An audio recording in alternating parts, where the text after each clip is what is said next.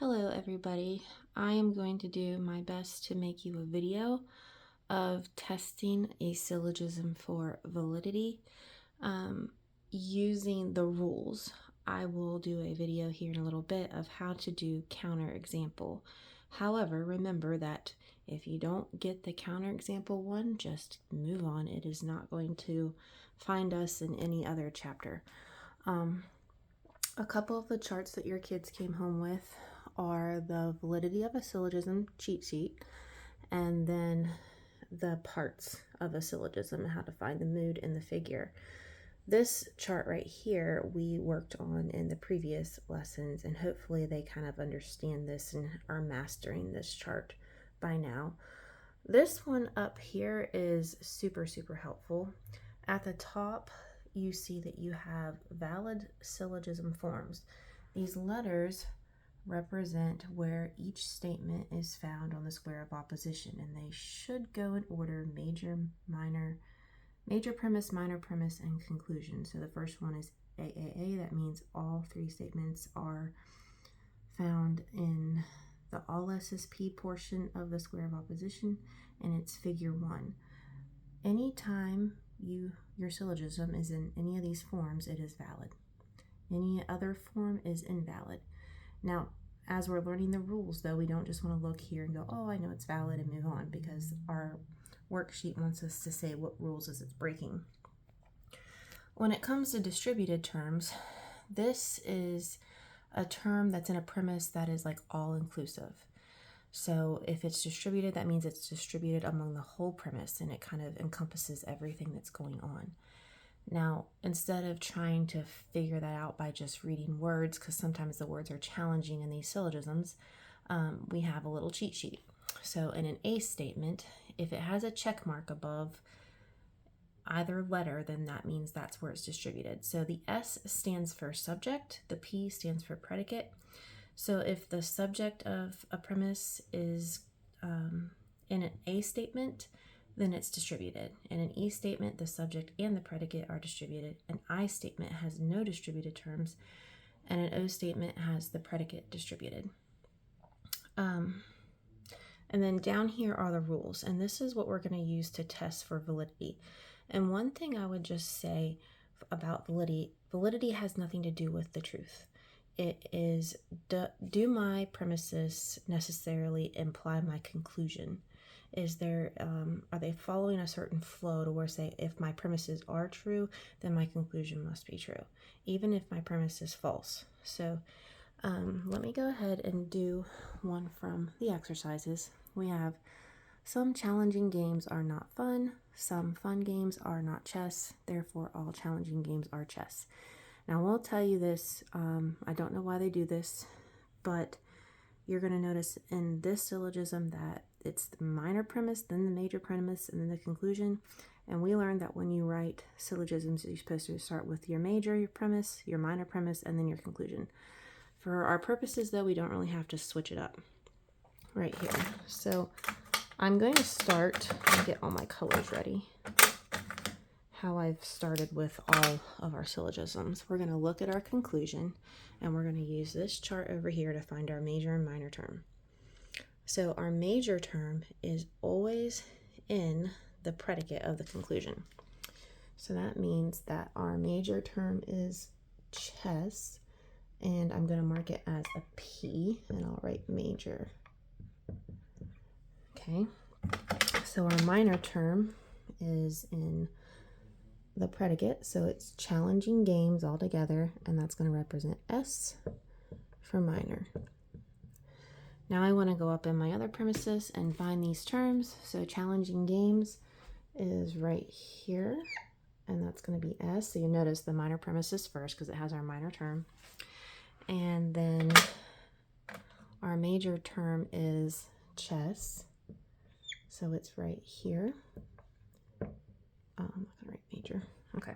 And then the last term we have to find is our middle term, which is the only term left that is found in both premises. And we mark it with an M. Sorry, I'm trying to hold the phone and write all at the same time.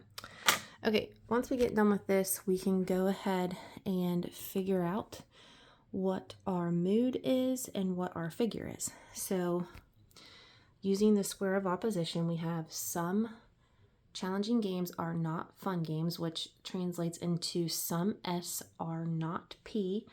So that's an O statement. Okay, so I'm going to write O over here.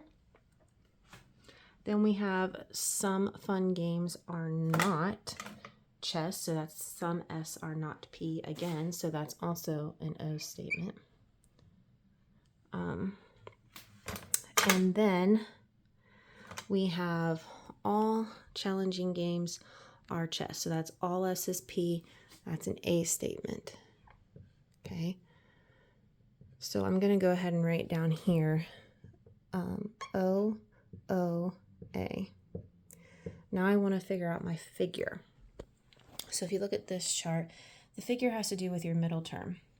It's going to either be 1, 2, 3, or 4, and it's based on where your middle term is found. Just notice in this one, we want to be careful because the major premise is not first. So we need to look at the major premise first, and when we do, we realize that the middle term is found in the subject.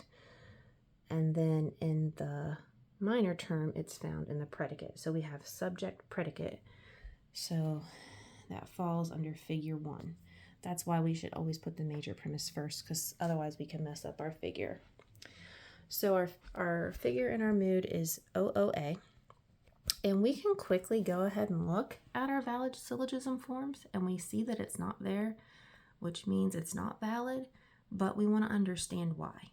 So the next thing we want to do is look and see what terms are distributed. Let me grab a different color marker.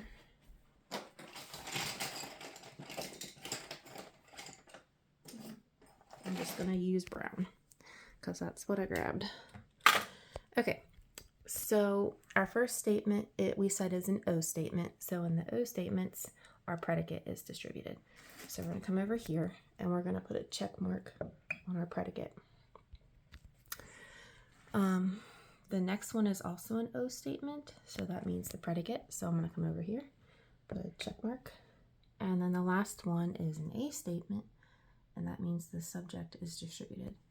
So I'm going to put a check mark here. Okay. So now we're going to deal with the rules to figure out validity. So what I like to do is just go ahead and number 1, 2, 3, 4, 5.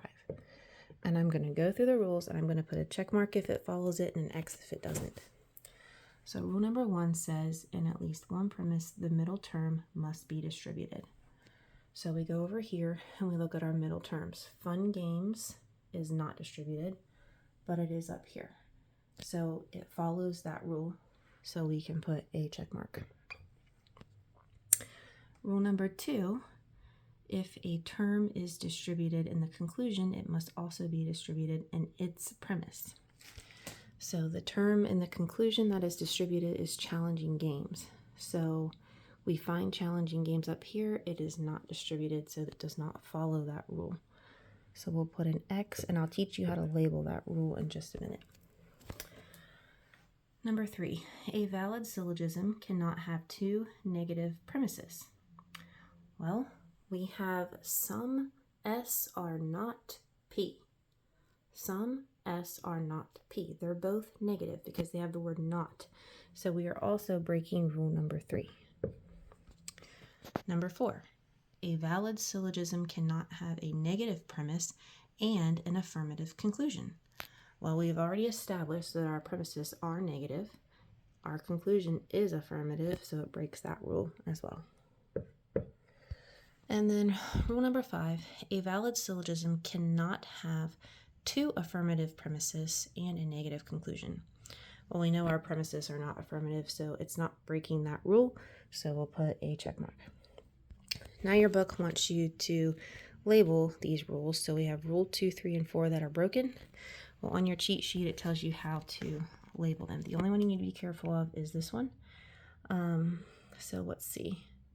If a term is distributed in the conclusion, it must also be distributed in the premise. So our minor term was distributed.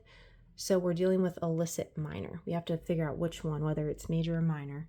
So this is the minor, so we will write illicit minor.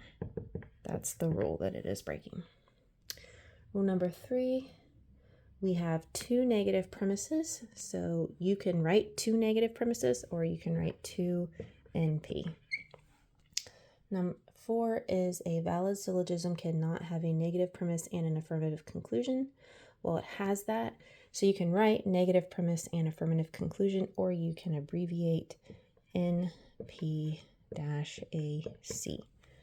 And all of these are right here. So all they got to do is use their sheet to figure it out. All right. I hope this video was helpful. And if you have any other questions about how to use the charts that I sent home, just shoot me a message. We will go over this in class again next Tuesday. Thanks, guys.